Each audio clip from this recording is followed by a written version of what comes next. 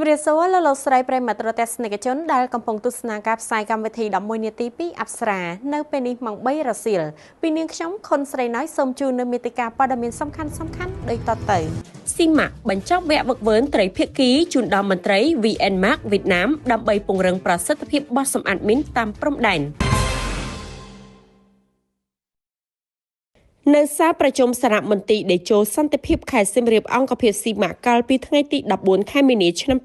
2026បានប្រារព្ធពិធីបិទវគ្គវឹកវើកម្រិតមូលដ្ឋានស្ដីពីការថែទាំនិងប្រតិបត្តិការគ្រឿងចក្របោះសម្អាតមីនប្រភេទ Nikin DMS V16 និង DMS V24 ជូនដល់មន្ត្រីបច្ចេកទេសនៃមជ្ឈមណ្ឌលជាសកម្មភាពកម្ចាត់មីនវៀតណាម VN Markក្រោមអធិបតីភាពឯកឧត្តមហេងរតនាប្រតិភូរាជរដ្ឋាភិបាលទទួលបន្ទុកជាអគ្គនាយកស៊ីម៉ារួមជាមួយនឹងលោកវ៉ាតាណាប៊ីជីនីឈីប្រធានគ្រប់គ្រងគម្រោងជាន់ខ្ពស់នៃអង្គការ JCIS ជប៉ុននិងលោកផាន់វ៉ាន់តុងប្រធានផ្នែកបច្ចេកទេសនៃ VN Mark វៀតណាមសូមជម្រាបជូនថាវគ្គវឹកវើខាងលើនេះមានរយៈពេល1សប្តាហ៍ដោយមានសិក្ខាកាមវៀតណាមចំនួន8រូបនៅក្នុងនោះនារី1រូបការបណ្ដុះបណ្ដាលផ្ដោតលើការត្រួតពិនិត្យនិងការថែទាំគ្រឿងចក្រប្រចាំថ្ងៃដើម្បីធានាបាននូវប្រសិទ្ធភាពការងារយូរអង្វែង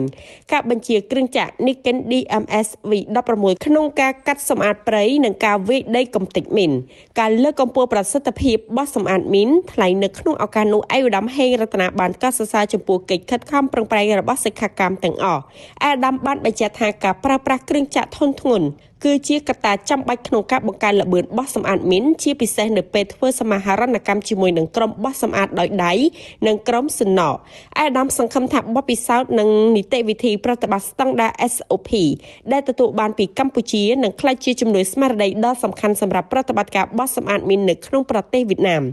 ចំណែកតំណាងអង្គការ JICS បានលើកឡើងថាទោះបីជាវគ្គវឹកវើនេះមានរយៈពេលខ្លីប៉ុន្តែវាបានផ្ដល់នូវមូលដ្ឋានគ្រឹះរឹងមាំសម្រាប់សិក្ខាកាមក្នុងការត្រៀមខ្លួនប្រតិបត្តិការគ្រឿងចក្រដែលនឹងត្រូវដឹកបញ្ជូនទៅប្រទេសវៀតណាមនាពេលខាងមុខ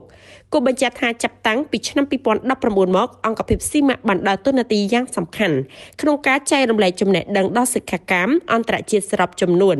86រូបមកពីប្រទេសកូឡុំប៊ី